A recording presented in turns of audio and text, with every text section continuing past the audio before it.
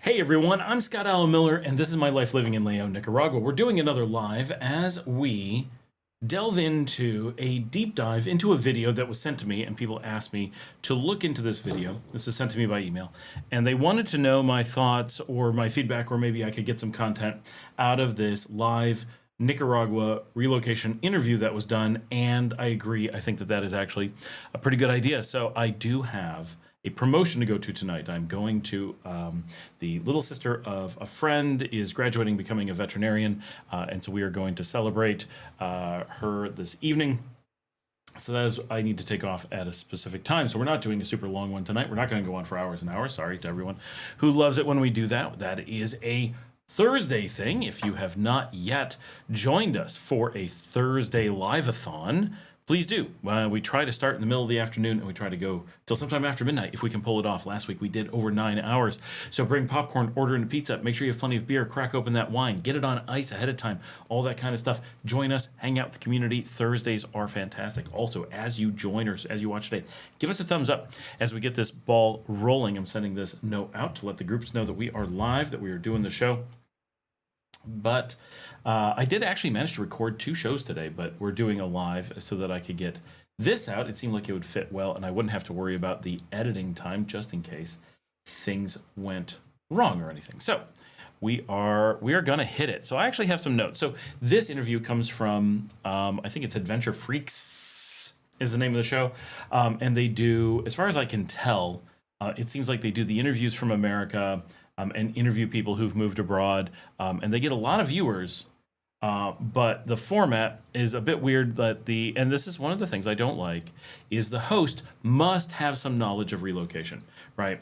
But he acts like he has no clue. He acts like he is lost beyond belief and doesn't know the most basic things, which makes for a more podcasty experience. He's trying to act like a journalist, which is fine, except for journalist interviewing people is a worthless activity, right? The journalist adds nothing. They just ask some questions, and then the person answering isn't an expert and is not asked or verified for anything. They just give misinformation in many cases. Now, Mark, the person who's answering here, actually does a pretty decent job. I don't want to rip into this interview, but it highlights the dangers of asking random expats questions. We've talked about this years ago, that a random expat really doesn't know very much about the process. They know what they did, but that can be really misleading, because if you do something wrong, you don't necessarily know you did something wrong. You overpay for something you don't know.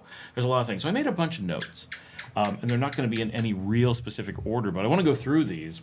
And anyone who's looking for this, it's relocating to Nicaragua for under $800 a month. And I kind of just made notes as I watched this hour-long interview.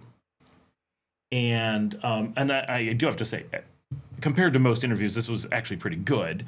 There was a lot of useful information. And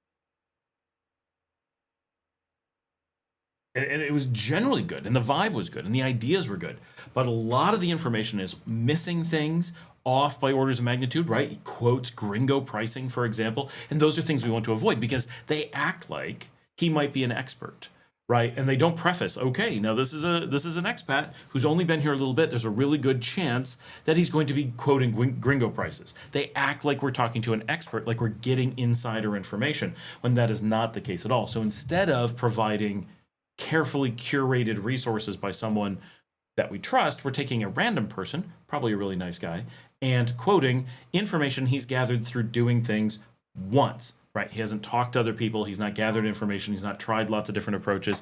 He's not sampled things. He's not done deep research, and he doesn't know what he doesn't know. No one does, but there's a lot of basic gaps in this approach.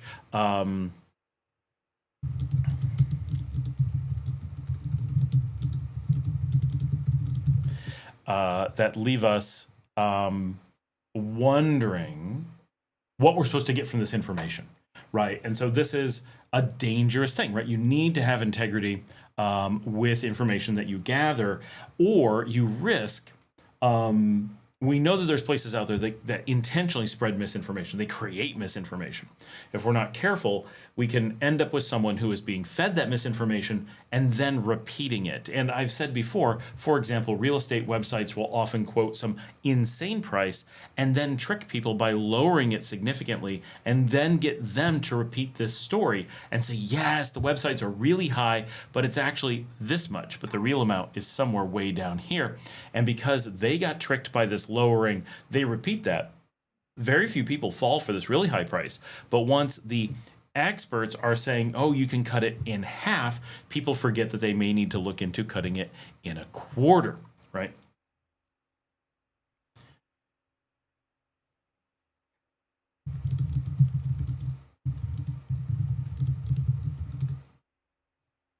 So, okay. So let's start with some of the things that came up during this discussion, and they're going to be very random. One that started right at the top is Mark made the comment that he wanted to be able to buy something because he wanted to protect his money. And we talk all the time here that we say, if you want to protect your money, you don't buy property in Nicaragua because there's no liquidity. People go 20 years without being able to sell a house. Now, of course, a real estate agent is going to tell you the opposite because they need you to spend money, right? So he said that you can just turn over property. He was going to buy a place and he knew he could just any moment sell it because there's some expats. Expat zones are specifically the places most hard hit, the places hardest to turn over property now because it has the biggest drop from what there was before. So this is exactly the thing we warn about. He's repeating misinformation sales tactics. He doesn't know he's doing that. He's been tricked, but he doesn't know that this is a standard thing, which you wouldn't know as a normal expat, right? Only expats who have been here and doing research are going to uncover this. People who just bought one house have no idea how much they've been hoodwinked, have no idea. He's never sold a house, right? He's never tried to do these things. He did use a real estate agent, and he used one that I've been no direct contact with, no information directly, but it is someone that people have contacted me about and warned me is someone dangerous, right? Not physically dangerous to the best of my knowledge, but someone that is not going to be looking out for you and drives up the prices and does not necessarily work in your interest, which is the expectation, right? So just that he worked with an agent gives us what should be a big red flag. He was not aware of why you don't work with an agent in Nicaragua, which should be something that we do plenty of research before we would ever consider doing, right? And I realize loads of people make this mistake, but anyone who makes this mistake, that should be something that we go, whoa, how did they end up making this mistake? How did they do so little research to have gone down this path? Not they're bad people, but why are we listening to them for real estate advice if they haven't figured out that this was a mistake? If he said, I did this and, learn my lesson, we say, okay, learn from this, right? But this is a person who's still stuck on that first level of mistake, right? Like there's like expert levels of being an expat and coming to Nicaragua. And at level one is the most basic mistake, using a real estate agent, right? Because you don't understand how the mechanism works. You don't understand where their value comes from. And it's a basic misunderstanding of what a real estate agent is, right? It's, you don't have to know much about Nicaragua. All you have to know is how real estate agents function on average, the way they do in the US and Canada, for example. So you have to, if you have regular adulting knowledge of real estate in the US or Canada, this gives you enough information that you know you need to evaluate a real estate agent anywhere else in the world because the expectation is that they wouldn't work anywhere else. They are dependent on unique factors to the US Canadian market to really have value. So it should not, for any American or Canadian who is aware of how real estate works in North America, we shouldn't assume a real estate agent would make sense abroad. It should be a little bit of a surprise, not a huge surprise. Easily they could make sense. The place that we're moving to may have simple processes that have been put into place that make them make sense. But it would not be the expectation, and it certainly can't be done without verifying. So this means he didn't know how it was in the US and Canada, assumed Nicaragua was somehow the same, which is not likely, and it isn't, right? And the information that it isn't is very broadly available. This is not in any way a surprise to anyone who's doing research. It's only people who are not doing research who then find out later or from experience. He then said that he was going to spend $120,000 on a house on the beach, and he described the house. And the house he described, it's very hard to price out. It was very likely a $60,000 to $80,000 house. He said it was $120,000. Again, this is one of those. His reaction is it's so cheap compared to where he's from that it just seems like a deal. And so they're presenting it as it's so cheap. But to someone who knows the Nicaraguan market, they should be saying that's a little high. Not impossible, but that's on the high side. Now, we don't know the house, but he did say the area, and it is not an area where the house he describes is likely to be that high in real value. But so they got him to go on this interview and repeat a high value. So that's dangerous. For anyone who's watching, we always warn not to watch real estate shows because you will definitely be misled. But you also have to be careful watching interview shows because you're often watching people, almost always, who are being interviewed, who have been misled. And this creates a very dangerous reinforcement to watch out for. The next one, this was pretty funny. So this shows some of these things could just be a mistake, right? Remembered the amounts wrong, but he did a bit of talking, like he was looking. He kept talking about how he was a real estate investor and he was looking into these things and really, researching a bunch of stuff. And he said that the beach in Leon was an hour from Leon. And just to be clear, from Leon to its beach is 12 minutes, right? I realize that's only off by 500%, which in travel time is not super significant, I guess, but it really is misleading again. If someone is looking at Leon and saying, how far is it from Leon to the beach? 12 minutes in a car, 3.5 hours on foot. Even the farthest side of Leon to the farthest point of the beach isn't close to an hour. It's like maybe 30 minutes, with almost all that time being crossing Leon, not actually going to the beach. Luke just asked me, what does it mean if we interview each other in the same video? I don't know, Luke. We're going to try that, and it's going to be like crossing the streams, and like we're going to rip a hole in the fabric of space-time. We're going to give it a try. When are we doing that, Luke? That is a good question. You feel like coming down to Leon? We need to hang on the beach, because I've been up to Matagalpa and to Managua. I've twice come out to see you. He then said, and this is a big one. He said that beach lots can be as low as, this is important. When you say as low as, that means he has done research and has an idea of what the absolute bottom of the market is. We all understand there's something cheaper that you have not found. We're not saying that we're being reasonable. He's not swearing that 25K is the absolute lowest, but what he says is as low as 25 to 50K, you could get an empty lot on the beach. Now, just to be clear, 25K is at the highest side of lots on the beach, not the lowest side. So he's giving a range of the highest end to double the highest end, as if it's the low end. So this is super misleading. Now, I'm sure he's been gringo price. He's not doing this intentionally, but he's presenting this information as if he's done research. He's not even close to knowing how far the beach is from the city. And there isn't farther beaches, right? We're talking where the beaches are. And not even close to knowing the price range, which is fine. People don't normally know. But when we interview someone like this and collect this information in this way, we are presented this information as if this person knows, and possibly even worse, as if they are an expert. Now, they never say he's an expert, but these interviews very much create this impression, and that is exceptionally dangerous because someone will then watch this video and say, wow, I didn't know I could get something that cheap. And then when they come down and find something for 50,000 that should be 10, they could be then misled and say, well, this guy said 25 to 50 is the lowest end, that I just got this deal at 50 easily. That is as high as it possibly could. And that doesn't make sense because that is not at all the actual price. And so that really does reinforce mispricing in a dangerous way. It plays with our mental state in a way that we don't want to do. I got to log into my office real quick, of course, doing a live stream, and people need me to work. So always something going on. And this one's a little bit complex to talk while I do, and I have to put in a verification code, so I really apologize. The dangers of a live stream. Got to track down if this thing already exists. Oh, it does. All right.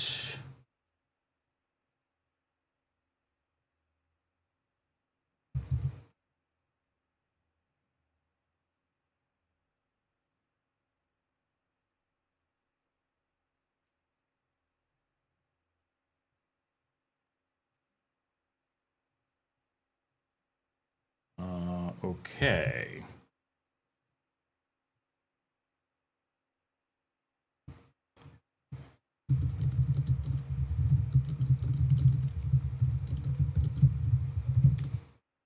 All right, so let's continue on with the notes. So that's a really dangerous one, right? That one specifically giving a thing as if he's researched what the low end is and he doesn't even have casual knowledge of it. So that's very dangerous. The host jumped into this one and said, you have to have a visa to do stuff in Nicaragua. This is completely wrong, absolutely false information. You are able to invest, you're able to buy property, you're able to do all kinds of things that you shouldn't do, but you absolutely can without being here and with no visa. None of those things are true. So the host actually should be a relative expert, right? He has a show about being an expat, and he jumped in and inserted misinformation that then the person he was interviewing backed up. Now, he didn't get too wrong from there, but he did not get this correct, right? You don't need a visa. Now, they did kind of say tourist visa, so we do kind of say that, right? When you get here, you get a tourist visa. So yes, if you're going to be here, you'll have a tourist visa, but it's very misleading. He acts like you have to do something. None of the things that they were talking about, do you need it if you want to stay here? And they really didn't cover that it's 180 days. They threw out a bunch of numbers. It wasn't terrible, but it was uninformative. Let's put it that way. This is something where someone who lives here should be giving clear information. 90 days at the border, 330 days extension, 180 days. These numbers are solid. They are not confusing. They are not things that come up different from time to time. This is just what it is, right? So why they didn't say that, I don't know. Why they said you have to have a visa to invest, I don't know. And then they threw out, I don't know how much it is for the visas. Okay, I think it's gone up to, and comes up with some number that's massively higher than the real numbers. The real numbers for Pensionado is 1,000, for Rentistas 1,250. That's it, right? They have not changed. We don't need to put rumors out there that they have. This is where these things start.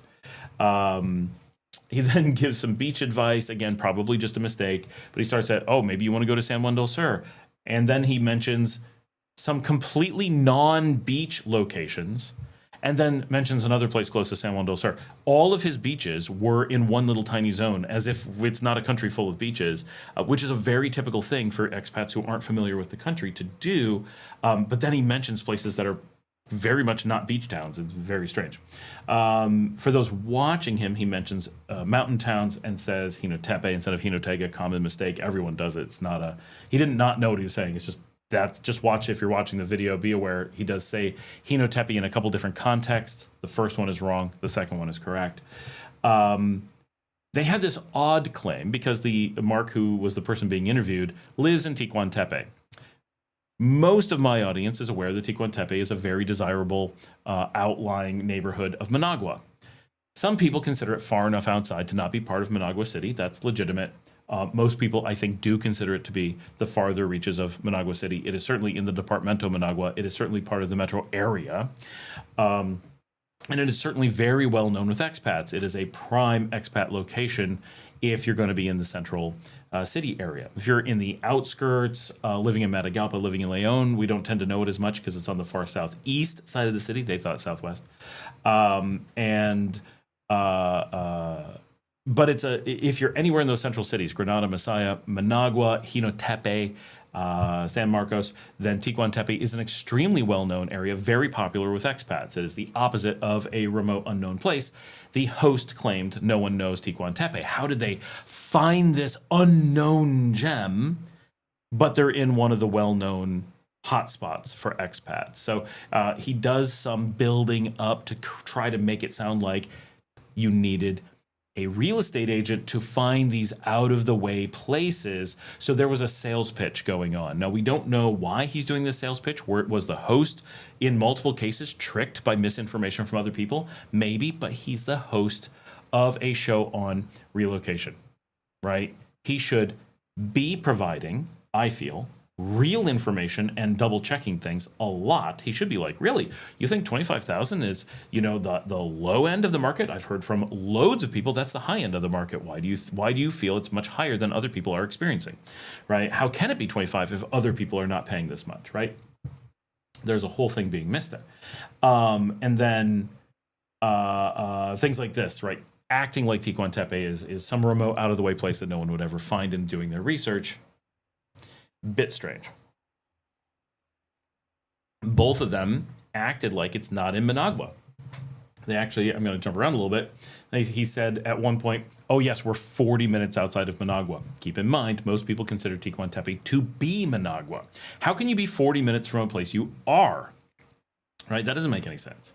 But let's assume it is outside Managua. Let's assume that Ticuantepe is considered a suburb and that Managua ends at Jean-Paul-Génie, which is not at all accurate. That is not a fair thing. The city sprawls to the southeast more than any other direction. Jean-Paul-Génie is the last major ring road inside the city. So there's no way that that would be an outer bounds. But even if we considered that an outer bounds, 10 minutes from Ticuantepe. If you were to consider something more reasonable, like where PriceSmart is or Vivian Palace, nobody has ever said, Vivian Palace, that's not in Managua. Right? Nobody says that.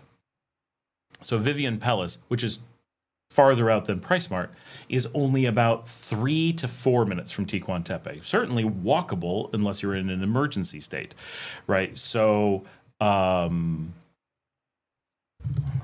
people are saying I'm having a little bit of lag.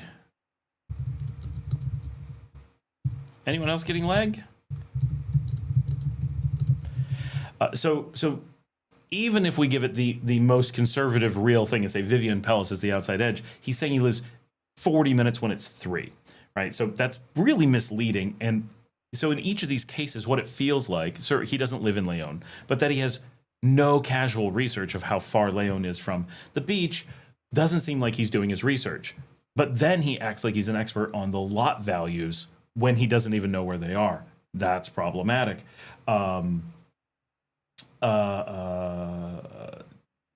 Doesn't know where his own house is, says he's been here for years, but is very confused about the locations of where he is. There's a lot of stuff here that's like, this is dangerous as an interview. Again, this is just a person who doesn't drive this very often. This is just a person who's, being interviewed on the spot. We're not expecting him to know all these numbers. We're not expecting him to drive, like maybe he never goes to Managua, right? And just feels like it's far away. Lots of people think things are far away that they don't go to. Living here in Leon, people are constantly like, Managua is so far away, but those of us who do it all the time feel that it's right around the corner. I'm just letting the dog in. Sorry to have to step away for 2 seconds. Of course, I'm doing a live stream and he decides to come and go. Come on, little puppy.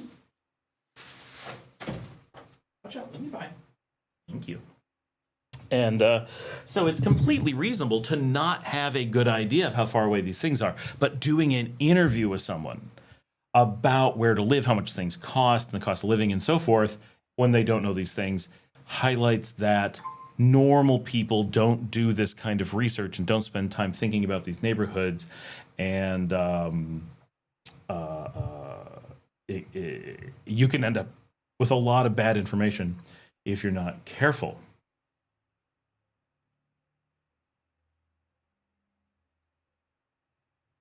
I got to answer about diseases with dogs and ticks.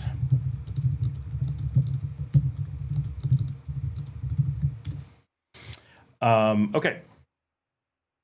Now, he does have a $25,000 2-bedroom home in Ticuantepe, which is a great price under normal circumstances. However, he acted as if this was a very hard price to find.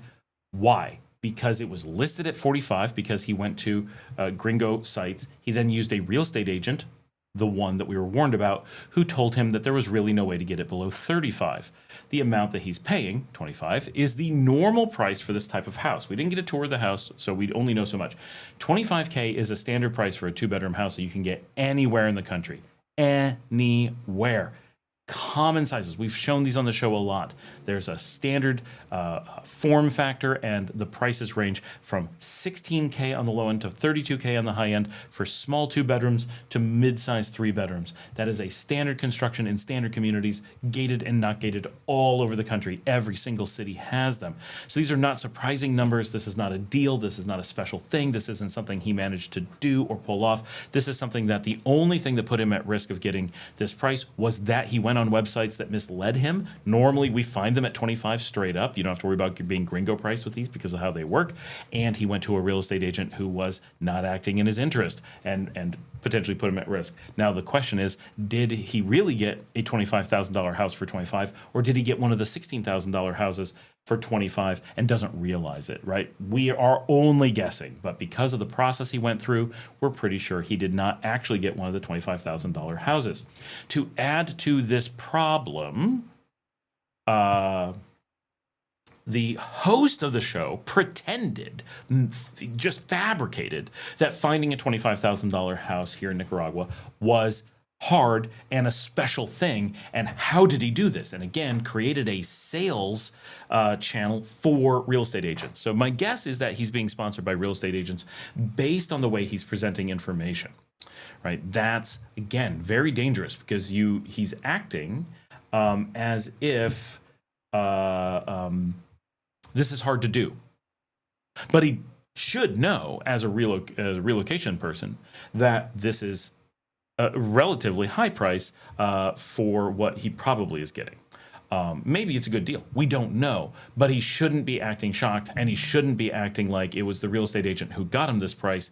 It was the real estate agent who put him at risk of getting this price, right? And not the same thing at all. And so some real integrity issues that bother me when people do these shows and pretend to be clueless and use that as a way to slip in these things. Well, I don't know, but 25 to 50K is definitely the low end of the market. No, it's not. It's the high end. And 25K, oh, you could only possibly get that because you have a real estate agent.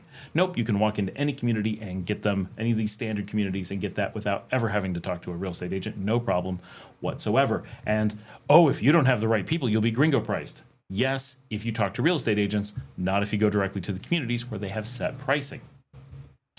They talked about manzanas, but we're not familiar with what they are, which, fine, most people don't, but we're talking about real estate. Hopefully you know how to measure real estate in the country that you're giving an interview about, right?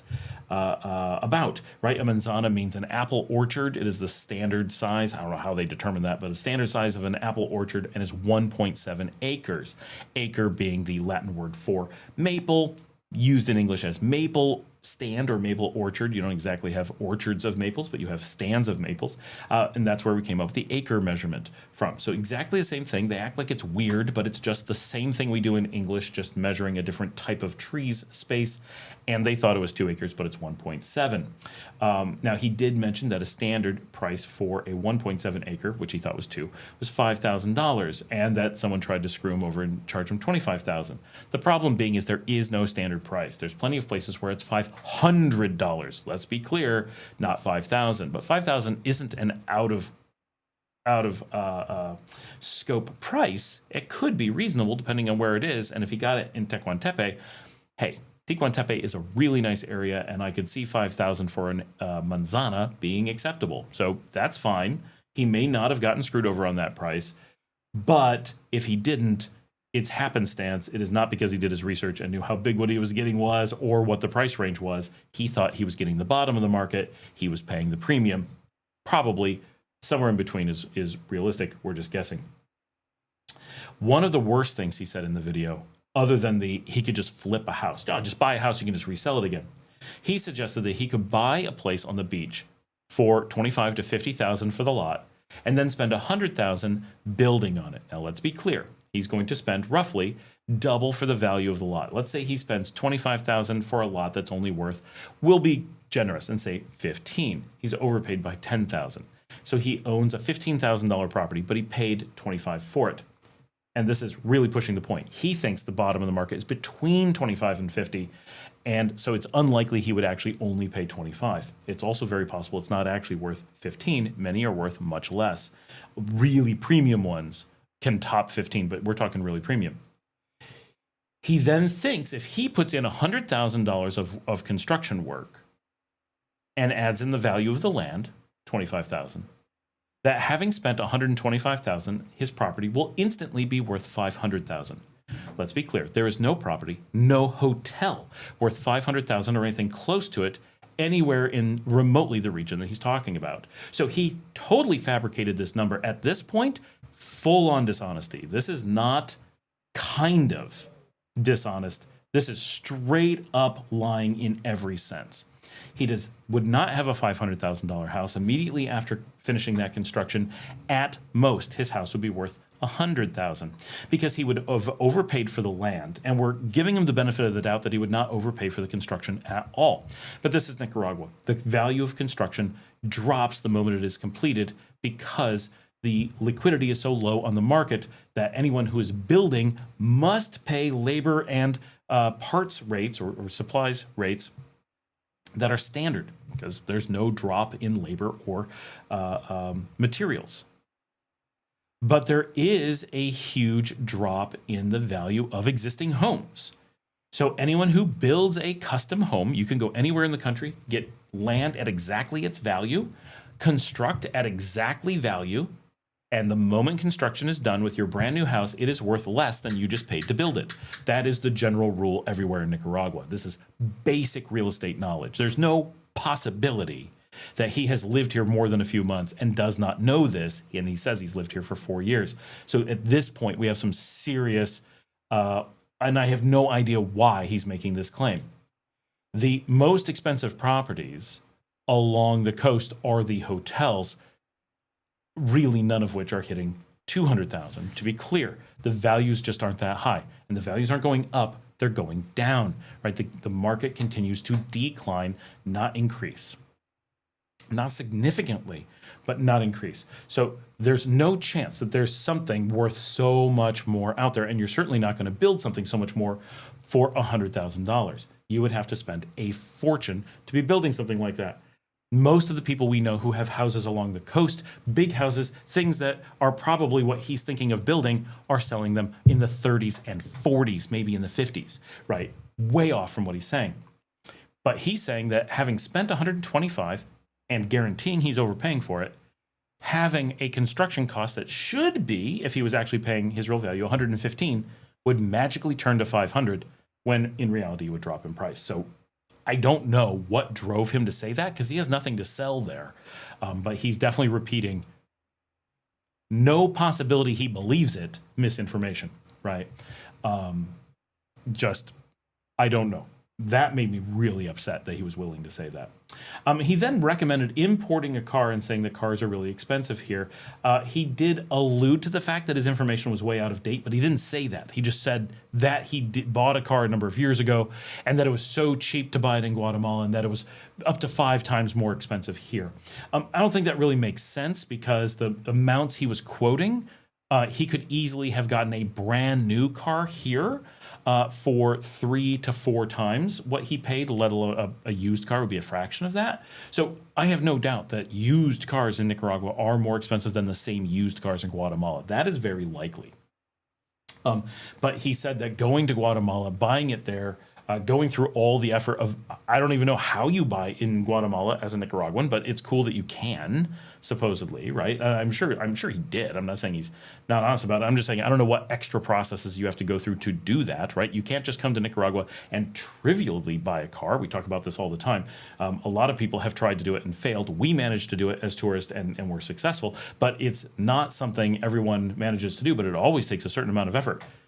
Going to Guatemala, the trip is some amount of expense and time. Shopping in Guatemala, expense and time when you're away from home. Buying it there, even if cheaper, okay. And then you have to transport it back. All this adds up. He then mentions, but the import's free. That has gone away, right? So you now have an import tax on that. He also alluded, I think, to the car being too old, that it wouldn't qualify for import anymore. I don't think he could do what he said, But again, I don't think he's researched any of this, so he's giving old information, which is easy to do and not intentional.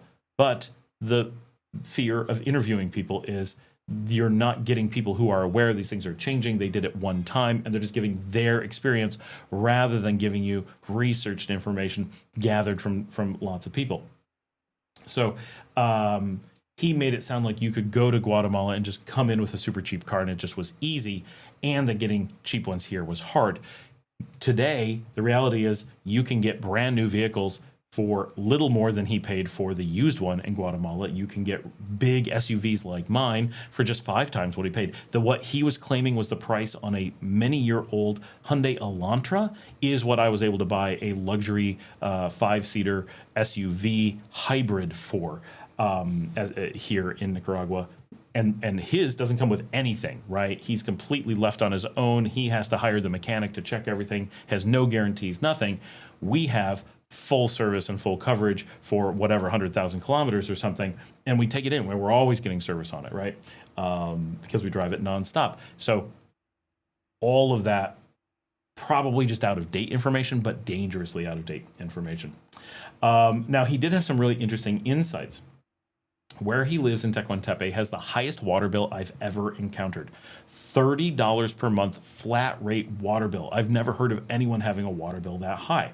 However, it's offset by the fact that he has the lowest electric bill I've ever heard of anywhere. He has a zero-cost electric bill. He says his community gifts them the electric. Weird situation. I'm guessing something untoward is happening there, and I'm guessing that somehow their electric and water bills are combined and they don't realize that they're combined or something, but I'm just guessing. But it's interesting.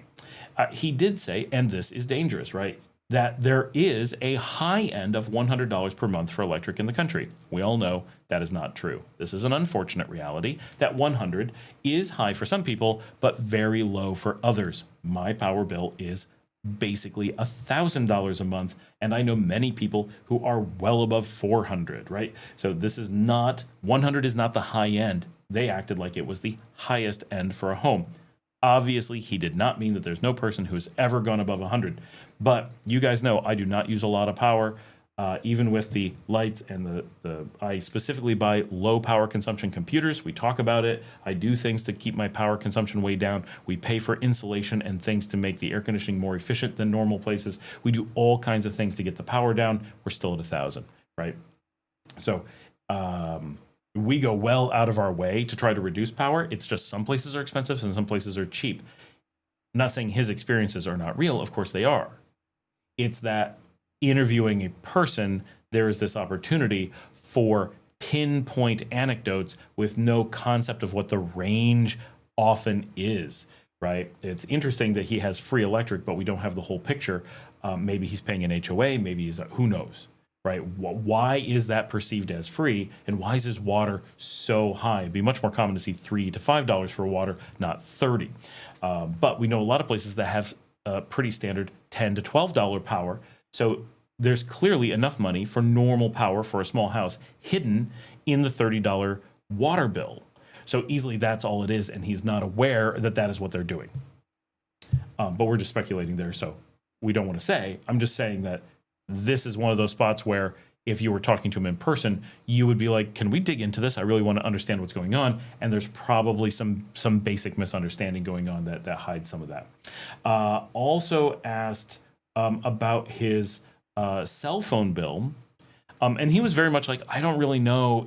And he quoted a price of $30. I think he was, no, he quoted something else for that. He said $30. We know it's a standard price of $11 for normal usage here. So yeah, he may have a $30 bill, but that's not indicative of what the costs are. He's paying for some luxury service that does who knows what that we don't have.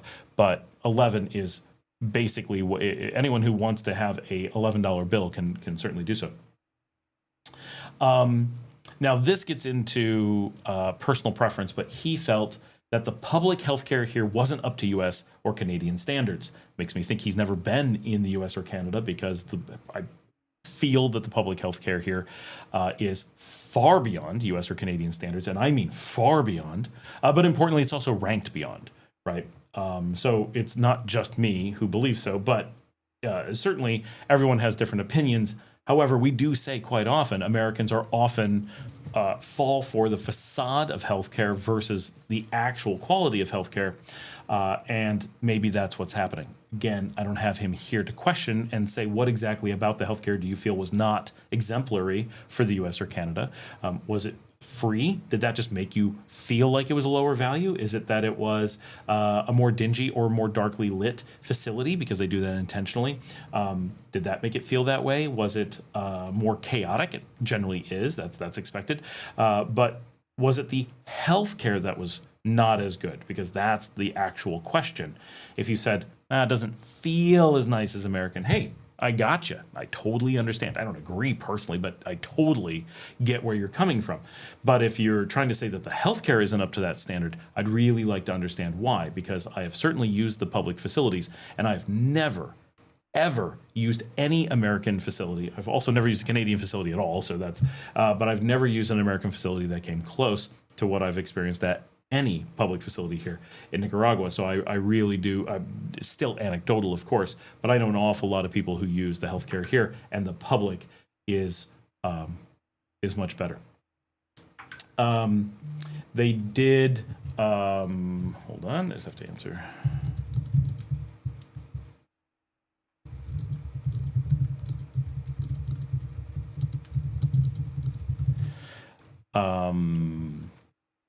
They did a bit, and now part of this is, again, clearly not doing a bunch of research on healthcare, so I don't want to, I keep saying, but this is an important context.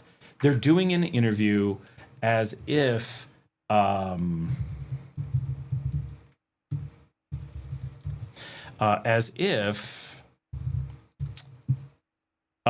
knows stuff. Oh yes, Luke, I did see that one up a little bit. Sorry, I'm being asked to check a bank account now. There is no way for me to ever do a live stream without, this really highlights how much my entire day nonstop is interruptions. And I never get a moment where it's like, oh, I'm free and clear to do whatever it is I'm doing.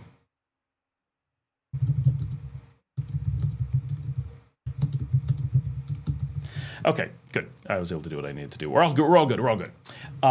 So the so to Luke's point, the cost of the cell plans, he's right. I am wrong. It has just gone up. It is now $12 a month. So that is a noticeable increase over what it's been. It's maybe a few cents over 12, but it's definitely nowhere close to 13. And oh, perfect. There's the thing that I need. And back to my notes. So again, they were very clear that he didn't have a lot of experience. He was very like, I feel, I think, I sort of, I have a little bit of experience. So that's good. But in this interview context, even with them doing that, it comes across as, well, he's some kind of expert because he's been here a little bit. And I feel he was trying to hedge this and be clear, I don't really know, right? But there was a little bit of pushing of insurance, which is a very American thing. Go and get insurance. You got to have insurance. He didn't mention that the public health care was free, I don't think.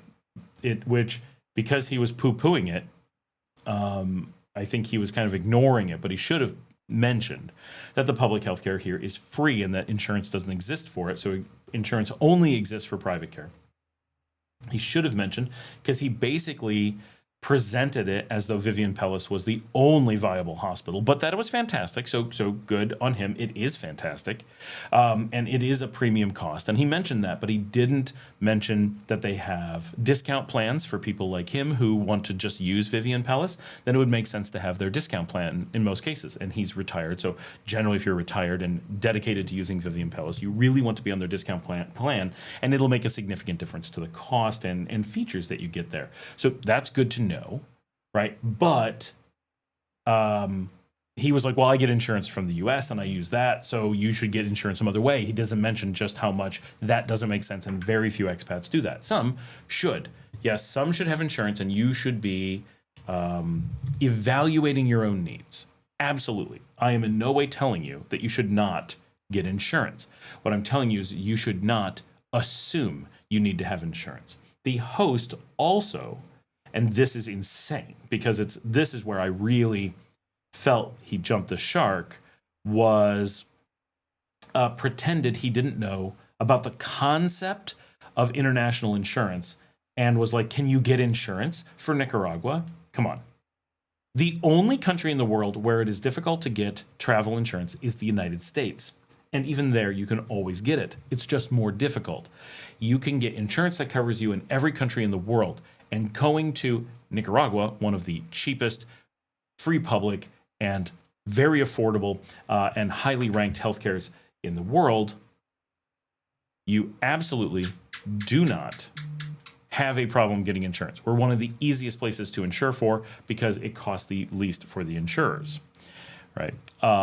Luke mentioned that Militar, this is the hospital Militar, was praised by a local Nicaraguan today who lives in Granada visiting Matagalpa.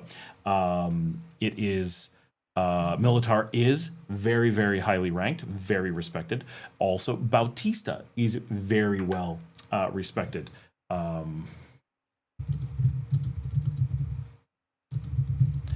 So those are things you need to consider. You've got a lot of options that are very good without going to the public system. And the public system has a lot of great options, including the one here in Leon.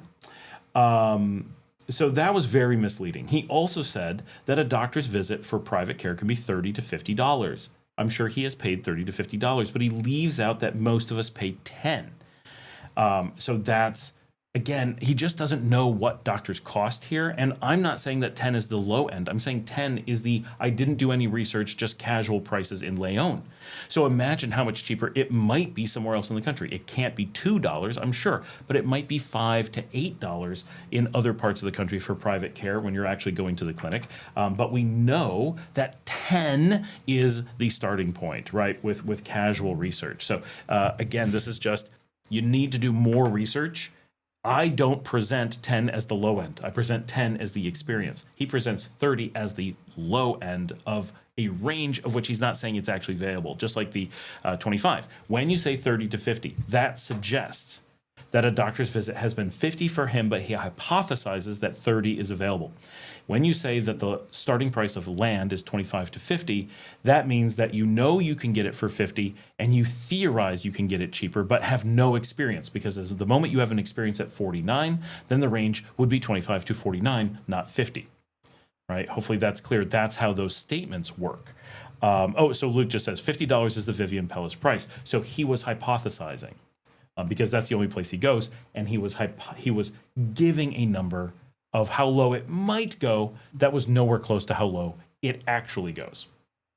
So again, just dangerous ways to present this information, and unbelievable thank you so much to all the people who are currently on today's episode. This is so many people for an ad hoc live. That's crazy.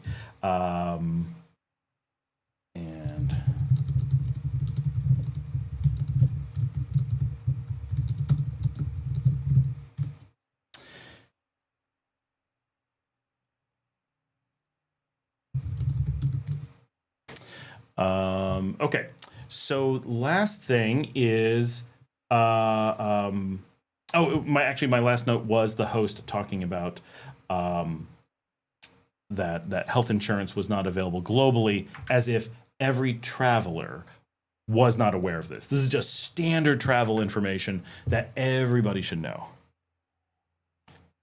All right, that is not something that a host of a travel show should be acting like as a surprise. That's right up there with being like, are you able to get flights to other countries, or do other countries have running water? Right? At some point, these questions are ridiculous and are just insulting to the audience and set the people up to be like, oh, I don't know. I suppose there's some way to get insurance. What do you mean? Every international insurance broker includes Nicaragua. Every single one of them by default. None of them rule it out. The US, they often rule out that because it's the one place where healthcare is wildly different cost than everywhere else in the world. That is a special case. It is the only special case. So you get international plans or international minus America. That is the range.